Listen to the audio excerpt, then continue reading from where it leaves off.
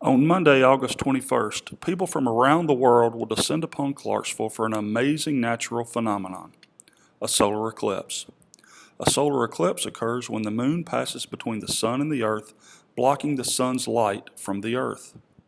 One big misconception is that the solar eclipse is only the couple of minutes that the area goes completely dark, but this is not the case. The time leading into totality and the time after totality can show some of the most spectacular occurrences. I'm going to try and explain some of the things you could possibly see during this eclipse. But first, before I talk about the eclipse, I want to talk about eye safety. Eye protection during this time is a necessity. If you don't believe me, walk outside right now and look directly into the sun. No, don't do that, but many people have done that, and you can only do it for a second or so before it begins to hurt. This will be the same thing with the solar eclipse. If you try and look at the sun any time except during totality, you can temporarily or permanently damage your eyes. Solar eclipse glasses need to be ISO 12312-2 compliant, and you can find this on the inside of the eclipse glasses with an ISO stamp. There are 5 distinct phases of the eclipse. The first phase is called the first contact. This is when the moon begins to travel across the face of the sun and get in the pathway of the sun's light. The skies will begin to darken, and you may begin to see some changes in plant and animal behaviors. Towards the end of this phase, a phenomenon known as shadow snakes may appear. Shadow snakes are when the light waves that come from the sun, as they travel through the atmosphere, get bent, or the light waves will bend, and they will produce alternating waves of light and dark bands.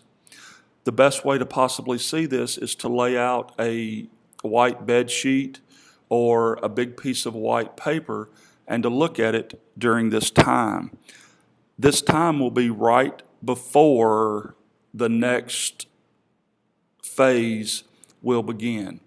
Phase 1, the first contact, will begin at approximately 11:57 a.m. The second phase of the eclipse is called the second contact. This is just prior to the total eclipse or totality. During this time, you will see animal behavior changes. Birds will begin to stop singing. Deer may bed down like it's nighttime, and things like that. 2 amazing occurrences that will occur during this phase are Bailey's beads and the diamond ring. The first one, Bailey's beads, this is produced by the topography of the moon, the craters, the mountains, and the valleys on the moon. And when the moon gets in the path of the sun, this topography may produce some beaded looks around the moon, and it will give this ring of impression of beads. The second one is the diamond ring effect. And what this is the last second or two before totality.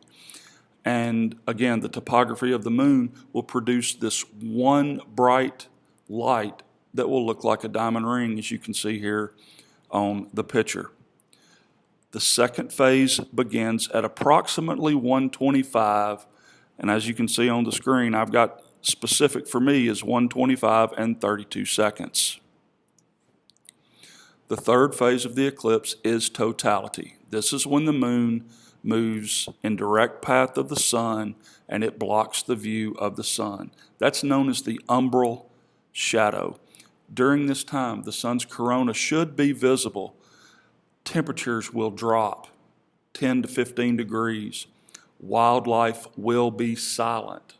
They're very confused. They don't know what's going on. During this time, you can take your glasses off, and this is the only time you can look without protective glasses.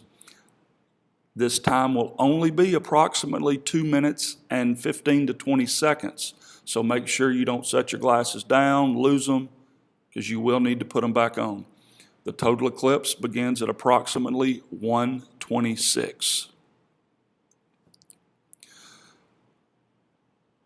Before the third and fourth phases of the eclipse, or the fourth and fifth phases of the eclipse start, which would be third and fourth contact, make sure your protective glasses are back on.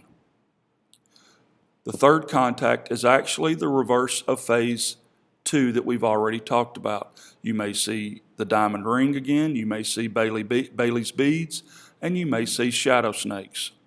This begins at approximately 1:27.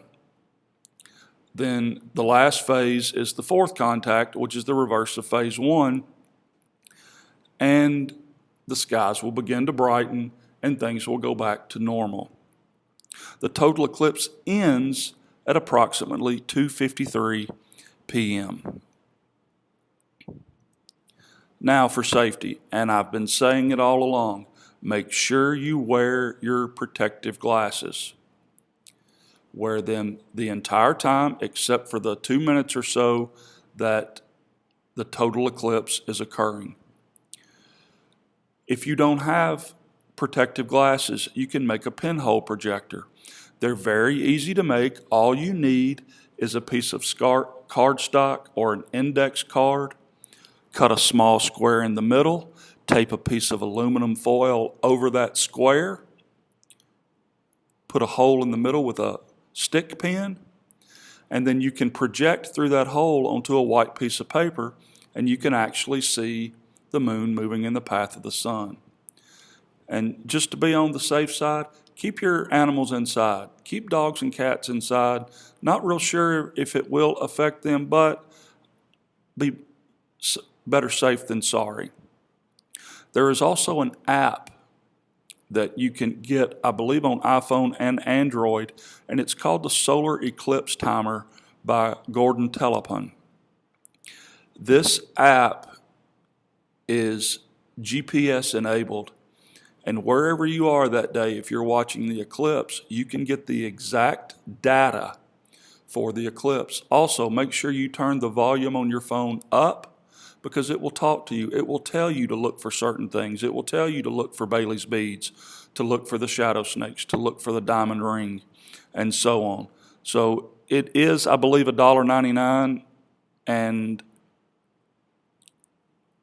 it would be a great addition to your solar eclipse party. Thanks for listening. Have a good day.